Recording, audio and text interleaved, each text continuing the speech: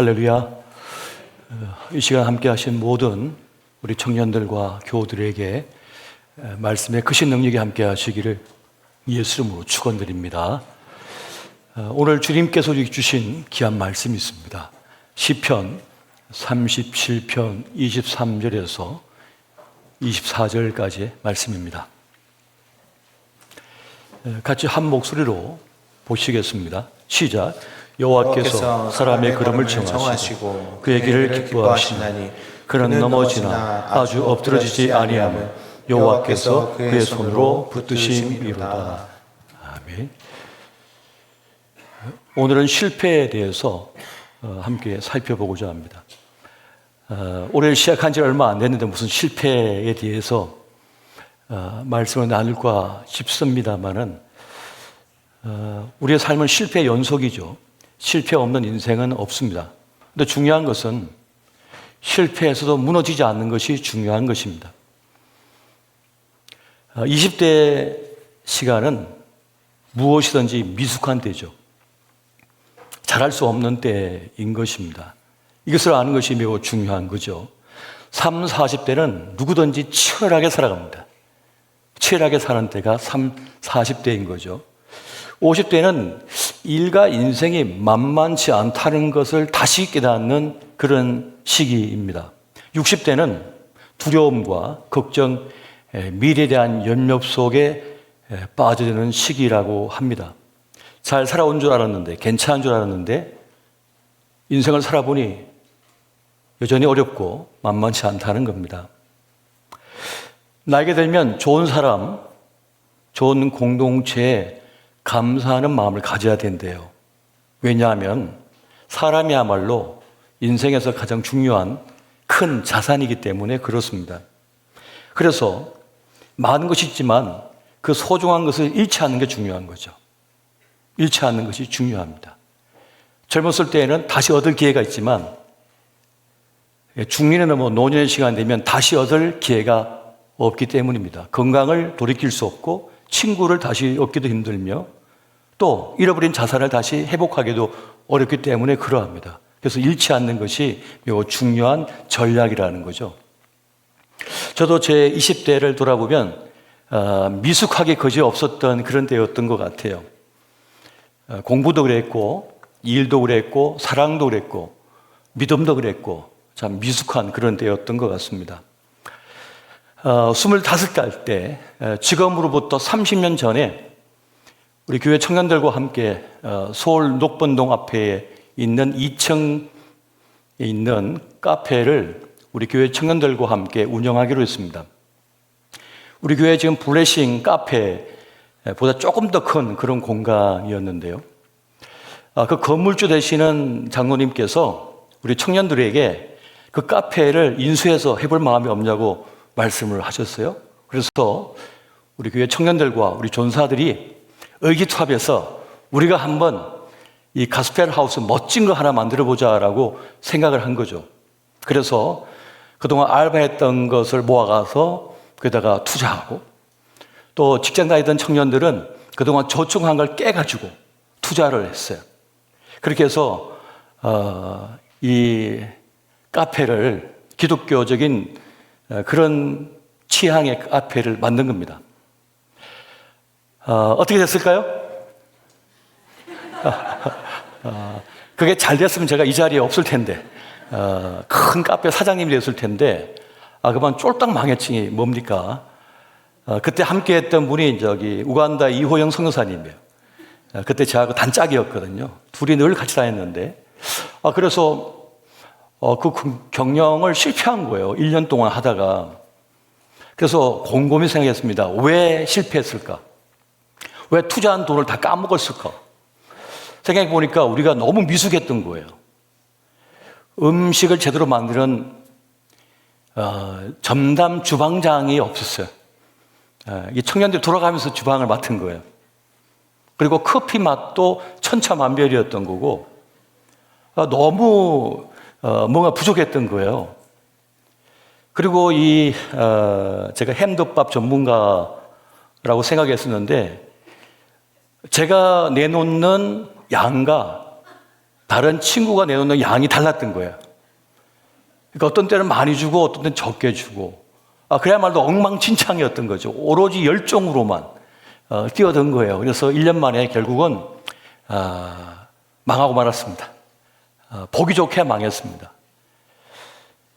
그 실패의 경험이 있어요. 그래서 무엇인가를 창업을 할 때, 뭔가 할 때는 정말 전문적인 지식을 가지고 정말 그걸 사랑해야 되는 거예요. 열정이 있어야 되는 건데, 우리는 서로를 의지했던 것 같아요.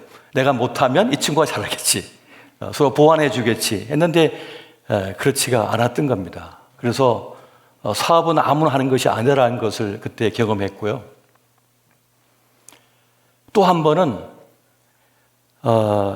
제가 아버님 돌아가시고 나서 여러 알바를 하루에 3개씩 뛰었는데, 그래서 수입이 제일 좋았던 게 새벽에 저 서울 강남에 있는 진달래 아파트에 그 세차하는 알바를 했어요. 그러니까 2동을 내가 권리금을 가지고 내가 운영하는 거예요. 그래서 내 몸만 열심히 뛰면 얼마든지 수익을 거둘 수 있는 그런 일이었던 거죠. 그리고 상당히 많은 수입을 거두기도 했어요. 새벽 4시에 가서 6시까지 딱 닦고 학교 가면 되거든요. 그런 한 달 뒤에 수금을 하면 한 200~300원 벌었던 것 같아요, 당시에. 그러니까 학생치고는 꽤 괜찮은 수입이었죠. 대신 몸이 힘들었죠. 근데 어느 날 눈이 엄청 많이 와서 이 서울 전체가 그냥 눈밭이 된 거예요. 그러다가 이제 연막칼슘을 많이 뿌려 놓으니까 길은 다닐 수가 있는데, 그 다음날 되니까 온 차들이 시커멓게 된 거죠. 근데 세차를 가서 닦는데 안 닦이는 거예요.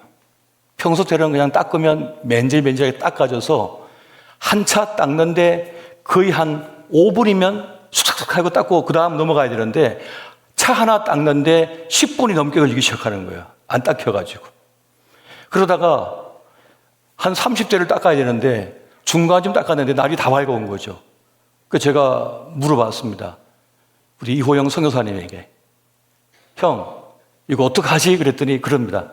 이럴 때는 36개 주랭랑이 최고의 전략이야 하고 빨리 도망가야 된다고 하는 거예요. 붙잡히면 안 된다고. 그러니까 이제 차 주인들이 딱 나오셔서 차 주고 나서 보니까 차가 안 닦여지잖아요. 그러니까 얼마나 뿔따구가 낫겠습니까?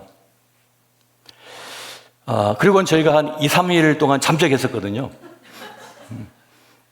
그래도 이제 차마 고개를 들 수가 없었지만, 이때는 어떻게 되냐 그랬더니, 그래도 월급에 철판을 깔고 수금을 해야 된다는 거예요. 그래야 우리가 살아갈 수가 있다. 그래가지고 이제 서로 흩어져가지고 이제 수금을 하러 갔습니다. 그런데 용케도 어떤 분들은 감사하게도 이렇게 그 닦은 돈을 주시는 거예요. 한 달치를 주시는데, 어떤 한 아주머니를 제가 제 현관문을 딱 열었는데 보니까 표정이 만만치가 않아요. 화가 잔뜩 나가죠. 자기가 중요한 그 미팅에서 가는데 차가 엉망이 됐다는 거죠. 그러더니 그러면 오늘 수금은 못 받겠구나 하고 이제 포기하는 찰나에 화가 났는지 그 돈다발을 제 얼굴에 탁 던지는 거예요. 그 순간 이 속에서 모멸감 같은 게 느끼시잖아요. 그리고 가만히 눈을 감고 있으니까 본인도 미안했는지 문을 쾅 닫고 들어가 버리는 거예요. 그러면서 눈을 떠보니까 밑에 10,000원짜리가 막 터져갖고 있는 거예요. 그래서 제가 그래도 고맙네 하면서 그냥 그 돈을 막 주워가지고, 이게 웬 떡이냐 해가 막 주워가지고 제가 지갑에 넣었던 기억이 납니다. 사실은 거기서 제가 무너질 수 있었거든요. 사실 아직 이제 20대 중반의 나이에 그런 일을 겪었을 때 이 젊은 패기가 있잖아요. 내가 이거 아니면 뭐 먹고 살 게 없어? 라고 그냥 그만둘 수도 있지만 그 자리에서 무너지지가 않더라고요. 도리어 고맙다라고 하면서 그 일을 계속 했었습니다. 그리고 명절 되면 그 차주 가운데 한 분은 그때 해표식영연 다니는 그 부장 되시는 분이었는데, 그분은 그 설 명절 됐다고 그거를 일부러 저를 주시려고 2~3개를 가지고 오신 거예요. 그런 저에게 주면서 집에 갖다 드리라고. 나도 서울 올라와서 고학하면서 공부했다. 학생을 보니까 나 젊었을 때가 생각난다고 하면서 힘내라고 어깨를 두드려 주는 거예요. 그런 분들도 계셨거든요. 그러니까 사실은 실패를 여러 가지 경험할 수가 있는데 중요한 게 뭐냐면 무너지지 않는 마음이 중요한 거예요. 사랑도 실패할 수 있죠. 연애도 실패할 수 있습니다. 공부도 실패할 수가 있습니다. 어떤 일을 실패할 수가 있는 거죠. 근데 중요한 건 뭐냐면 마음이 무너지지 않는 거예요. 마음이 무너지지 않는 것이 정말 중요한 것입니다. 그리고 중요한 것은 그 실패와 그 아픔의 시간은 사실 헛되지가 않아요. 그것이 축적되면 그 축적된 것이 내 인생의 자산이 되거든요. 멘탈이 강한 사람은 원래 태어날 때부터 그런 것이 아닙니다. 철판이 갈려있기 때문이 아니고 경험이 축적됐기 때문에 멘탈이 강한 거예요. 이 마음이 단단한 사람은 어떤 실패와 아픔의 경험이 쌓였기 때문에 그래 단단해진 겁니다. 그것처럼 넘어졌으나 완전히 넘어지지 않은 것이 중요한데 하나님께서는 오늘 말씀에서 우리가 넘어지지만은 주님께서 보살피시고 돌보셔서 다시 일어서게 하신다는 말씀을 주고 있는 겁니다. 그래서 하나님을 기억하라고 하나님이 우리에게 있다는 것을 말씀하고 있는 겁니다. 한번 따라해 보십시오. 넘어졌으나 무너지지 않는 것이 중요하다. 우리에겐 하나님이 계시다. 그래서 지난 날을 이렇게 생각해 보면은 이 모든 것이 하나님께서 오늘을 위하여 축적해 놓으신 것이 아닌가. 내 인생의 은행에다가 이 자산들을 저축해 놓은 것이 아닌가 하는 생각이 듭니다. 그래서 때가 되면 그걸 끄집어 쓸 수가 있는 거죠. 제가 상상을 동원해서 아무리 메시지를 전해도 감동이 되지 않는 이유는 현실적이지 않기 때문인데, 근데 제가 그 제 인생이라고 하는 은행의 창구에서 꺼내는 이 중요한 자산들은 제가 직접 경험한 것들이잖아요. 그 직접 경험한 것들은 사람의 마음을 움직일 수가 있고 감동을 줄 수 있는 겁니다. 왜? 진짜였기 때문에. 실제 경험한 일들이기 때문에 그러한 것입니다. 하나님께서 우리의 실수나 실패가 헛되지 않도록 돌보시는 그런 하나님이신 거예요. 그리고 만약 우리가 넘어진다면 또 실패해서 아픔 속에 있다면 이때 중요한 것이 있습니다. 그것은 타인의 시선보다 나 자신을 살필 수가 있어야 됩니다. 가끔 겨울날에 예쁘게 코트 입고 그 길을 걸어가던 아가씨가 그만 빙판에 미끄러져서 까닥 넘어졌어요. 어떻게 됐을까요? 벌떡 일어나가지고 아무 일 없는 것처럼 걸어가요. 누구 볼까 싶어가지고. 사실 그때 넘어졌을 때는 함부로 움직이면 안 되거든요. 아, 내 허리 괜찮은가? 내 목 괜찮은가? 하고 몸을 만져봐야 되는 거야. 그러니까 우리가 넘어졌을 때, 실패했을 때는 나 괜찮은지를 살펴봐야 되는 거예요. 그래야지 2차 피해가 없거든요. 먼저 자신을 살펴보는 게 중요합니다. 그리고 자신을 너무 다그치지 말아야 됩니다. 시험에 떨어졌어도 자신을 너무 다그치면 안 돼요. 학대하면 안 돼요. 나를 추스르는 것이 중요합니다. 힘을 내라고 스스로에게 말하고 아픈 곳이 없는지를 살펴봐야 되는 거예요. 그리고 때로는 친구에게 친구야, 나 지금 마음이 아파. 나 좀 위로 좀 해주라. 커피 한 잔 사주라. 하면서 그런 도움을 요청할 필요도 있는 거예요. 그래야지 자신을 돌볼 수가 있는 겁니다. 왜냐? 이 세상에 나 자신만큼 중요한 건 없거든요. 우리 인생에서 나만큼 소중한 자산은 없는 겁니다. 나에게 있어서. 내가 내 인생에서 가장 중요한 존재거든요. 그래서 자신을 살펴봐야 되는 겁니다. 세상은요, 인생은요, 누구에게나 힘든 것이거든요. 아빠에게도 힘들었고, 엄마에게도 힘들었습니다. 할아버지도 힘들었고, 할머니에게도 힘들었습니다. 지금 대통령에게도 힘들잖아요? 누구에게든지 인생은 다 힘든 거예요. 교수님도 힘들어요. 힘들지 않은 사람은 아무도 없습니다. 세상은 냉정하고 아주 냉혹합니다. 잔혹합니다. 그래서 우리는 연약한 나 자신 때문에, 실패한 나 때문에, 혹은 하나님의 침묵 때문에 절망하거나 무너지지 말아야 되는 것입니다. 때로 하나님의 침묵은 침묵이 아닙니다. 한번 따라해 보십시오. 하나님의 침묵은 때로 침묵이 아니다. 나무가 성장하려면 밤이 필요합니다. 어둠이 필요하대요. 밤이 없으면 나무는 성장할 수 없답니다. 죽습니다. 밤이 있어야 나무도 성장을 하는 거예요. 그 밤 캄캄한 시간 동안 하나님께서 침묵한 시간은 어둠의 시간 같이 느껴지지만은 그 시간을 통해서 우리가 깊어지는 것이고 뿌리를 깊이 내리게 되는 것이고 탄탄해지는 시간이거든요. 내가 단단해지는 그런 시간이 되고 있는 거예요. 그래서 빛 한 줄기 보이지 않지만 그 시간이야말로 내가 다듬어지고 내가 강해지고 힘이 있어지고 진짜 내가 되는 시간이라는 거예요. 진짜 내가 되는 시간이에요. 그래서 홀로서기라고 하는 것이 중요한 거예요. 하나님께서는 때로 우리를 그 어둠 속에 밀어넣으시고 그냥 지켜보고만 계실 때가 있는 것입니다. 한국 사람의 대표적인 세 가지 가면이 있대요. 한국 사람들이 쓰는 가면이 있답니다. 먼저는 천재 가면이 있대요. 아기 때 엄마 아빠들은 자기 아기가 천재인 줄 알아요. 세상에 말을 했어요. 사람이 말을 하지 그러면 딴 거 하나 해? 그래서 엄마 아빠 했다고 해서 엄마 아빠 해봐야 돼 못해 아기가. 근데 어젯밤에 했다는 거예요.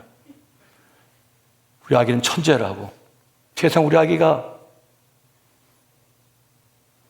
세상에 구구단을 외워요. 구구단은 나중에 되면 다 외우는데 특별하게 보는 거죠. 그런데 이거 잘못된 건 아니죠. 자기 아기니까. 그런데 어느 순간 우리는 성장해가면서 난 천재가 아니야 라고 하는 것을 인정할 필요가 있어요. 그리고 굳이 천재가 될 필요는 없습니다. 꼭 재능충이 될 필요는 없어요. 조금 부족해도 괜찮거든요. 중요한 건 내가 내 몫을 제대로 살아가고 있는지, 자기 일에 집중하고 있는지, 노력을 기울이고 있는지가 중요한 거고요. 둘째는 완벽 가면을 쓰고 있대요. 한국 사람들이. 완벽 가면은 뭡니까? 완벽해야 된다는 강박관념 속에 살고 있다는 거예요. 인간관계 완벽해야 되고, 친구관계 완벽해야 되고요. 신앙생활 완벽해야 되고요. 과제, 리포터 완벽해야 되고요. 모든 면에서 완벽해야 된다고 생각한다는 거예요. 그런데 완벽한 인간은 존재하지 않거든요. 조금은 부족하거든요.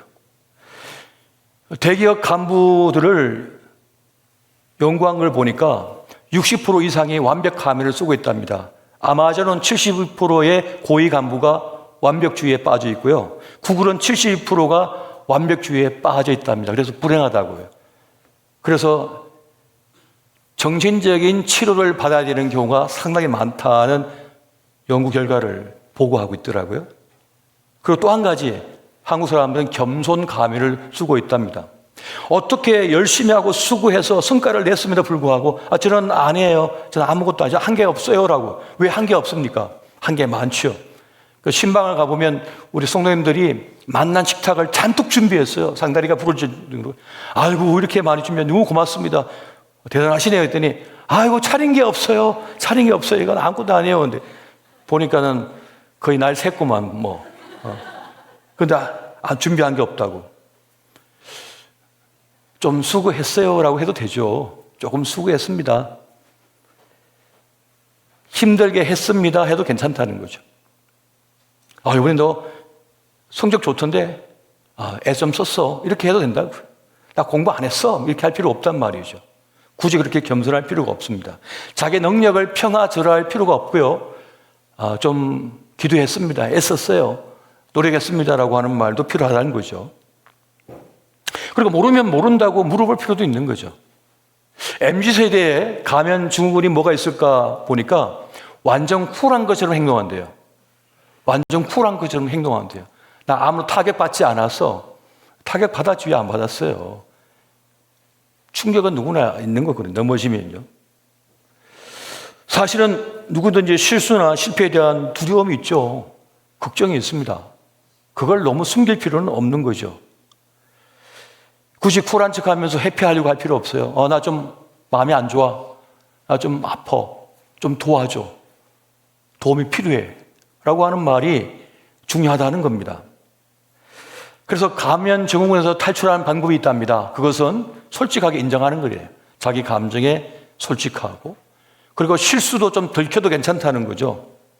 그리고 도움이 필요할 땐 도움을 달라고 요청할 수도 있어야 된다는 거예요. 혼자 다 할 수가 없기 때문에 그렇습니다. 근데 중요한 건 뭐냐? 실패가 실패로 끝나지 않도록 하는 게 중요한 거죠. 그 실패를 통해서 무엇인가를 배우면 된다는 겁니다. 그러면 그건 실패가 아니에요. 배웠기 때문에. 경험을 축적했기 때문에. 그런데 그 실패로부터 배우지 못한다면, 경험으로 쌓지 못한다면 결국 실패는 그를 무너뜨리게 된다는 거예요. 그래서 힘겹더라도 실패를 통해서 배우는 것이 매우 중요합니다. 연인 관계에서, 그 애정 관계, 사랑 관계에서 깨졌다면, 문제가 발생했다면 무엇을 배웁니까? 아, 이 사람하고 나하고는 안 맞는다.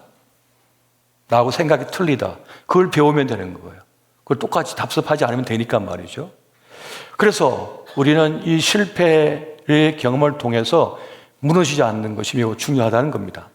자, 그러면 어떻게 무너지지 않을 수가 있을까요? 먼저는 실패를 해서도 감사하면 되는 겁니다. 감사를 선택하면 되는 겁니다. 한번 따라해 보세요. 실패해서도 감사를 선택하라. 감사를 선택하라. 실패했지만 감사를 선택하는 겁니다. 감사를 선택하고 선포하면 거기서 원망과 비관에 빠지지 않게 돼요. 대부분 실패하면 세상을 원망하든지 자기를 원망해요. 그럼 비관하게 됩니다. 그런데 감사를 해버리면 거기서 벗어날 수 있게 된다는 것이에요. 물론 감사한다고 당장 그 모든 문제가 해결되지는 않습니다. 중요한 것은 내가 무너지지 않게 되는 거예요. 무너지지 않는 것이 중요한 겁니다. 근데 많은 이들이 무너지기 때문에 문제가 되는 것이죠. 슬픔, 아픔, 수치심에서 무너지는 것이 문제가 된다는 거예요. 그런데 하나님 앞에 감사를 선택해버리면, 선포해버리면 무너지지 않는 나를 발견하게 되는 겁니다. 주님 감사합니다. 이 길은 제 길이 아니거든요. 이게 제 길이 아니군요. 주님 감사합니다. 아, 이 사람은 저하고 맞지 않는 거군요. 주님 감사합니다. 하나님을 인정하는 사람은 감사를 할 수 있는 겁니다. 누구에 감사하겠어요? 하나님께 감사하는 거죠. 하나님께 감사한 사람은 무너지지 않을 수 있다는 거예요. 두 번째는 실패를 삶의 일부분으로 받아들여야 된다는 사실입니다. 한번 따라해 보십시오. 실패를 삶의 일부분으로 받아들이라. 실패를 삶의 일부분으로 받아들이라. 우리는 거듭 실패를 계속 반복하면서 마치 아기가 이 땅에 태어나서 그런 말을 배울 때 수천 번 넘어지잖아요. 그러면서 또 벌떡 일어나고 또 벌떡 일어나고 그런 말을 배우는 것처럼 넘어지면서 인생을 배우는 거거든요. 넘어지면서 걷는 법을 배우는, 인생을 걷는 법을 배우는 것이거든요. 그렇기 때문에 실패를 삶의 일부분으로 삼을 수 있어야 되는 겁니다. 매사에 성공만 할 수 없잖아요. 늘 화장에 성공하겠습니까? 어제도 화장에 실수했고 오늘 아침에도 교회 올 때 화장에 실패했고 그 실패를 거듭하면서 요염한 화장을 할 수 있게 되는 겁니다. 그냥 되는 게 아니잖아요. 눈썹 하나 그리는 거, 속눈썹 하나 올리는 것도 그냥 단번에 되나요? 수없이 연습을 하죠. 요즘은 유치원 다니는 애기들이 막 배우더라고요. 엄마 몰래 배우고 있던데. 그것 거듭 실패하면서 성장해 가는 것이죠. 세 번째는 실패를 디딤돌로 삼아 버리는 것입니다. 따라해 보십시오. 실패를 디딤돌로 삼아 버리라. 실패를 디딤돌로 삼아버리라. 실패와 고난은, 실수는요, 사람을 성장시킵니다. 더 나은 사람이 되게 만드는 거예요. 깊이 있게 만들고 농숙한 사람이 되게 만드는 거죠.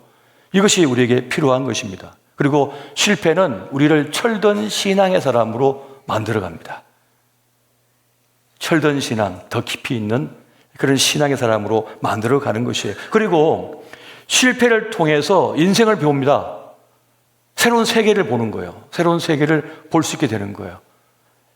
그리고 진짜 나한테 맞는 게 뭔지를 깨닫게 되어지는 거죠. 그런 경험들을 통해서. 그리고 나한테 맞는 사람이 어떤 사람인지를 발견하게 되는 거고요.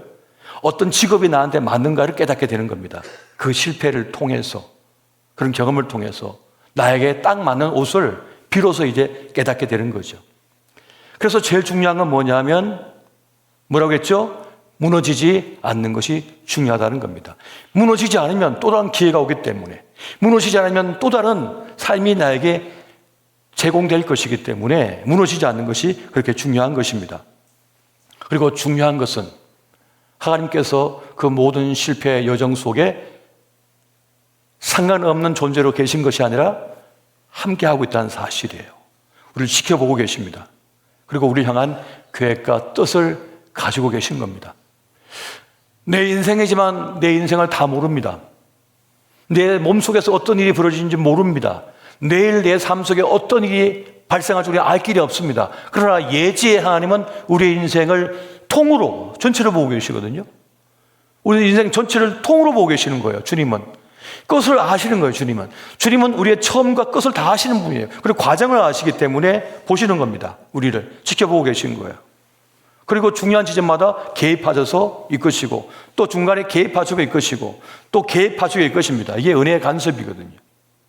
이것을 믿는 사람, 이 믿음이 있는 사람은 쉽게 무너지지 않는 겁니다. 하나님께서 나를 향한 뜻이 있고 계획이 있으셔, 나를 사용하고 계셔라고 하는 이 믿음이 있는 사람은 무너지지 않습니다. 세상이 뭐라고 말하든지 상관이 없이 무너지지 않는 거예요. 이러한 믿음을 가지시기 바랍니다. 성경을 어떻게 읽으셨습니까? 성경을 읽고 또 읽다 보면 하나님이 얼마나 크신 분인지를 우리가 깨닫게 됩니다. 그 하나님은 우리의 구원자이신 거예요. 그분 우리의 창조자이신 거예요. 처음과 끝을 아시는 분이신 거예요. 그리고 전체 인생을 구원하시는 분이시란 말이에요. 주님은. 그 인생의 여정 속에서 수많은 만남이 있는 겁니다. 수많은 사건들이 있는 겁니다. 수많은 일들이 발생하는 거예요. 근데 중요한 건 뭡니까? 무너지지 않는 거죠. 무너지지 않는 것이 중요한 것입니다. 무너지면 다 잃게 될 것이니까. 선과 악의 대결에서 선이신 하나님과 악인 사단이가 있는데, 사단은 끝없이 우리를 무너뜨리려고 하지만 주님은 끝없이 우리를 살리려고 하시는 거죠. 무너지지 않도록 돌보시는 하나님이시라는 겁니다. 중요한 메시지, 제가 깨닫는 바, 하나님은 어떤 분이시냐면 악이라도 손으로 바꾸시는 하나님이십니다. 믿으십니까? 한번 따라해 보십시오. 하나님은 내게 닥친 악이라도 손으로 바꾸신다. 분명 이 일은 악이에요. 부서진 거예요. 깨진 거예요. 실패한 거예요. 절망적인 거예요. 근데 주님은 그게 악으로 끝나지 않도록 우리를 다시 만지사 선으로 바꿔내신 하나님이시라는 겁니다. 그래서 믿으시기 바랍니다. 이걸 믿으면 어떤 고난, 어떤 역경, 어떤 환난, 어떤 실패가 오더라도 안 무너집니다. 주의 뜻이 있으실 거야. 나 하나님 믿어. 난 주님과 함께 가. 하는 마음으로 다시 일어서서 달려갈 수가 있는 겁니다. 넘어졌습니까? 그럼 다시 일어나세요. 다시 일어나면 되는 겁니다. 다시 일어나서 내 삶을 살면 되는 겁니다. 이 길을 가다 넘어졌으면 그럼 이 길이 아닌가 보죠. 다른 길로 가면 되죠.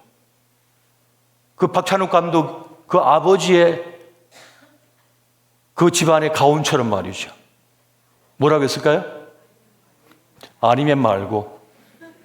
학교 선생님이 가훈 오라니까 아버지가 그랬답니다. 저거 가. 아니면 말고. 그래서 그 집안은 도전하는 걸 두려워하지 않는답니다. 막 달려가다가 아니네? 아니면 말고, 그리고 다시 딴 길 향해 달려가는 거죠. 이 길은 내가 알아봤으니까. 우리가 주어진 생애 시간은 너무나 소중한데요. 그 소중한 인생의 여정, 그 여행 속에서 정말 중요한 것은 무너지지 않는 겁니다. 실패 속에서도. 그리고 실패를 통해 더 단단해지는 것입니다. 더 많이 배우는 것이고요. 더 멋진 길로 나아가는 것입니다. 우리 각자에겐 주님께서 주신 몫이 있습니다. 삶의 몫이 있습니다. 주님은 우리의 삶을 더 아름답게 빚어가기를 원하십니다. 그것이 악이라 할지라도, 실패라 할지라도 그것이 나를 더 빛나게 만들 겁니다. 그것이 우리 인생의 숙제예요. 몫이에요. 오늘 저와 여러분이 어떤 일을 만나든 무너지지 마시고 그 실패 속에서도 배우시고 더 멋진 삶의 길을 걸어가시기를 예수 이름으로 축원드립니다.